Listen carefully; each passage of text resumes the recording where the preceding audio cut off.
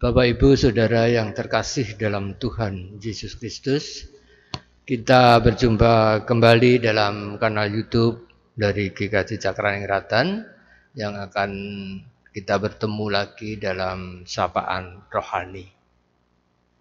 Bapak Ibu Saudara yang dikasihi Tuhan, Salam. Saya berharap Bapak Ibu dalam keadaan sehat dan penuh kebahagiaan. Mari kita merenungi sabda Tuhan lagi yang akan kita ambil dari Hagai 2, kitab Hagai 2 ayatnya yang kedua sampai ke-6, dan kita beri judul Jangan takut, Roh Tuhan tinggal di dalam kamu. Baiklah Bapak Ibu Saudara yang terkasih, sebelum kita merenungi, menggumuli sabda Tuhan, mari kita bersama-sama berdoa. Mari kita berdoa.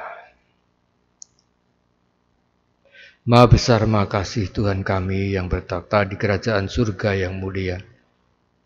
Dimuliakanlah namamu, datanglah kerajaanmu, jadilah kehendak-Mu Tuhan. Terima kasih Tuhan yang tak terhingga. Sembah sujud, puji dan syukur kami haturkan kehadirat-Mu, di mana Tuhan tidak pernah meninggalkan kami. Tuhan selalu menolong kami, menuntun kami, melindungi kami, memberkati kami. Dalam keadaan apapun, Tuhan selalu menyertai kami.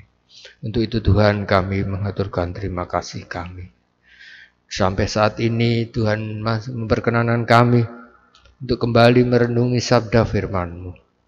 Ya Tuhan, kami mohon pertolongan-Mu, kuasailah kami semua dengan Roh Kudus-Mu, hingga kami benar-benar akan tahu apa yang menjadi kehendak Tuhan, dan kami semua boleh menjadi pelaku-pelaku firman yang benar di hadapan-Mu. Tuhan, kami memohon untuk hamba-Mu yang tidak ada apa-apanya, yang akan menyampaikan sabda firman-Mu. Kiranya hikmat yang datang dari-Mu, Roh Kudus yang menolong kami, hingga apa yang akan kami sampaikan hanya betul-betul dari kehendak-Mu, jangan kehendak kami. Ya Tuhan, kami mohon ampun atas segala dosa dan pelanggaran kami, hingga kami benar-benar layak menggumuli sabda firman-Mu. Kami layak merenungi sabda firman-Mu, dan kami layak menjadi pelaku-pelaku firman. Dari awal pertengahan hingga akhir kesampaian rohani ini Tuhan, kami serahkan di dalam tangan kuasa kasih-Mu. Biarlah kehendak-Mu yang terjadi, jangan kehendak kami. Dalam nama Tuhan Yesus Kristus, Juru Selamat kami yang hidup, kami berdoa. Amin. Bapak Ibu Saudara yang terkasih, kita akan membaca dari Hagai. Pasalnya yang kedua, kita akan membaca ini kalau satu perikop, itu nanti bisa dibaca dari ayat yang pertama hingga ayat yang ke-10. Tapi kita akan baca ayat yang kedua sampai ke-6 saja yang demikian firman Tuhan. Di dalam bulan ke-7 pada tanggal 21 bulan itu, datanglah firman Tuhan dengan perantaraan Nabi Hagai, bunyinya, katakanlah kepada Zerubabel bin Shealtiel, Bupati Yehuda, dan kepada Yosua bin Yosadak, imam besar, dan kepada selebihnya dari bangsa itu demikian. Masih adakah di antara kamu yang telah melihat rumah ini dalam kemegahannya semula? Dan bagaimanakah kamu lihat keadaannya sekarang? Bukankah keadaannya di matamu seperti tidak ada artinya? Tetapi sekarang kuatkanlah hatimu, hai Zerubabel. Demikianlah firman Tuhan. Kuatkanlah hatimu, hai Yosua bin Yosadak, imam besar. Kuatkanlah hatimu, hai segala rakyat negeri. Demikianlah firman Tuhan. Bekerjalah, sebab aku menyertai kamu. Demikianlah firman Tuhan semesta alam. Sesuai dengan janji yang telah kuikat dengan kamu pada waktu kamu keluar dari Mesir, dan Rohku tetap tinggal di tengah-tengahmu. Janganlah takut. Demikianlah firman Tuhan yang kita ambil dari Hagai pasalnya yang kedua, ayatnya yang kedua sampai ke-6. Kita beri judul renungan kita pada saat ini, jangan takut, Roh Tuhan tinggal di dalam aku, kamu. Bapak Ibu Saudara yang terkasih dalam Tuhan Yesus Kristus, cerita ini bermula dari bangsa Israel yang baru saja terlepas dari pembuangan. Begitu kembali ke negerinya, bangsa Israel tentu merasakan betapa pedihnya. Sudah meninggalkan kampung halaman dan kembali ke tempat mereka berasal. Di sana dalam keadaan sehabis pembuangan, bangsa Israel semangatnya lemah sekali. Apalagi melihat dari suasana bait Allah atau bait suci yang saat itu hancur. Bangsa Israel belum bisa mau membangun kembali. Karena apa Bapak Ibu? Karena rumah-rumah mereka saja yang mereka diami waktu itu, mereka baru bisa memperbaiki saat mereka kembali ke tanah kelahiran itu. Di sini keterpurukan bangsa Israel. Bapak Ibu Saudara yang terkasih, di dalam suasana yang demikian muncul Nabi Hagai. Adalah seorang nabi yang berkarya setelah masa pembuangan sekitar 537 tahun sebelum Masehi. Sehingga ia punya pengalaman langsung bagaimana beratnya hidup sebagai orang-orang buangan. Jadi Nabi Hagai ini juga merasakan ikut di dalam pembuangan. Memang berat sekali seperti orang yang dijajah. Kalau saat itu kita bisa membayangkan bangsa kita, bangsa Indonesia saat dijajah. Selanjutnya keterpurukan hidup pasca pembuangan menjadi pengalaman tersendiri yang disaksikan Nabi Hagai atas bangsanya. Terutama terpuruk dalam kehidupan rohani. Yaitu bangunan bait Allah yang tidak terawat bahkan hancur ditinggalkan para umat. Nah, Bapak Ibu, di sini bangsa Israel tidak punya semangat lagi untuk membangun bait Allah ini. Dalam situasi yang seperti ini, Hagai mendapat kasih karunia Tuhan untuk menyerukan nubuat terbuka kepada para pemimpin dan segenap umat tentang pembangunan kembali rumah Tuhan. Nubuat yang disampaikan keterpuruk juga bernilai penyemangat, menyemangati lagi kehidupan bangsa Israel dan memotivasi untuk segera meninggalkan keterpurukan itu dan melangkah maju membangun harapan. Seperti yang tertulis di ayat 5 yang kita baca tadi. Tetapi sekarang kuatkanlah hatimu, hei Zerubabel.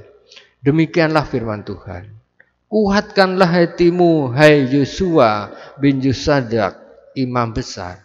Jadi di sini bupatinya juga terpuruk, imamnya juga terpuruk. Makanya di sini Nabi Hagai menyerukan nubuat Tuhan, memberi semangat, memberi motivasi untuk itu. Kuatkanlah hatimu, hai segala rakyat negeri. Kalau pemimpinnya terpuruk, apalagi pemimpin agama, otomatis rakyatnya mesti juga terpuruk. Bekerjalah sebab aku ini menyertai kamu. Demikianlah firman Tuhan semesta alam. Di sini Tuhan menguatkan para bangsa Israel. Bekerjalah sebab aku ini menyertai kamu. Ini yang Tuhan selalu serukan Di dalam suasana apapun, sebenarnya Tuhan tidak pernah meninggalkan bangsa Israel itu. Bapak Ibu, artinya pengalaman hidup Hagai yang pahit di masa lalu tidak boleh menjadi penghambat kemajuan dan memudarkan gaya hidupnya di saat ini. Tetapi di dalam pertolongan Tuhan, Hagai mampu menjadi penyemangat dan pembawa misi baru bagi kehidupan seluruh bangsa Israel. Bapak Ibu, kita tarik benang merah di dalam kehidupan kita yang sekarang. Setiap orang bisa saja memiliki pengalaman masa lalu, bahkan tidak sedikit berupa penderitaan. Saya kira banyak dari kita mengalami hal yang demikian. Masa lalu kita kadang ada yang kelam, ada yang menderita. Tapi apakah kita akan selalu memikirkan hal itu? Kita harus berani bangkit dari hal itu. Atas hal tersebut malah ada saja yang hidupnya dipengaruhi oleh peristiwa masa lalu. Bahkan pengaruh yang bersifat negatif. Misalnya, melahirkan disorientasi sifat pemarah. Jadi orang yang membuat mereka ini marah, pemarah. Karena masa lalunya yang selalu ditindas, dimarahi.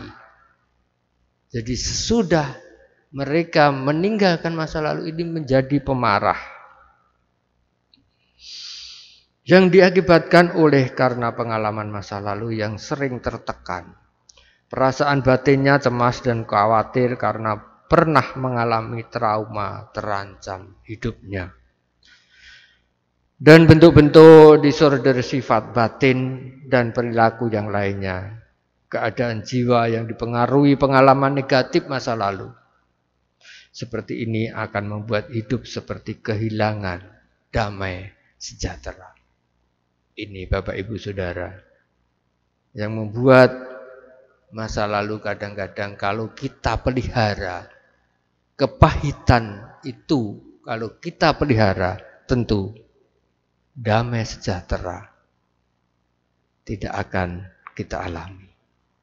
Damai sejahtera yang datang dari Tuhan tidak terasa dalam kehidupan kita. Yang ada adalah kekelaman, kepahitan yang membuat hidup menjadi serba tidak enak.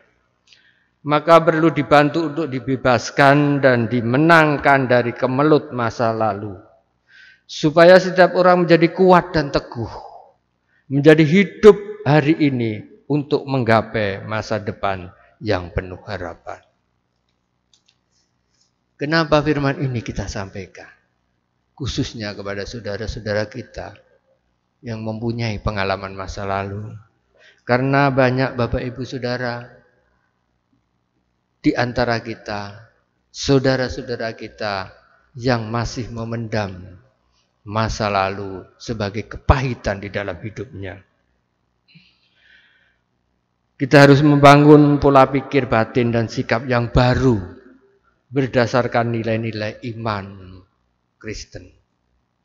Kita harus selalu memandang Tuhan, ajaran Tuhan, firman Tuhan yang menjadi pegangan kehidupan kita. Untuk menciptakan kekuatan yang mampu melepaskan diri dari kungkungan pengalaman masa lalu yang tidak baik. Akan menjadi pilihan sampai pada akhirnya setiap orang bisa berdamai dengan masa lalu. Bahkan dapat memakainya secara positif pengalaman masa lalu tersebut untuk membangun masa depan. Bapak Ibu Saudara, mari khususnya yang masih punya kepahitan, dendam, hal-hal yang kita alami di masa lalu membuat beban kehidupan kita sampai sekarang, mari kita hilangkan. Kita harus berani melihat ke depan penuh dengan sukacita, damai sejahtera dari Tuhan. Kita memohon Biar Roh Kudus memampukan kita untuk hidup lebih baik di dalam Kristus Tuhan kita yang hidup. Tuhan memberkati. Amin.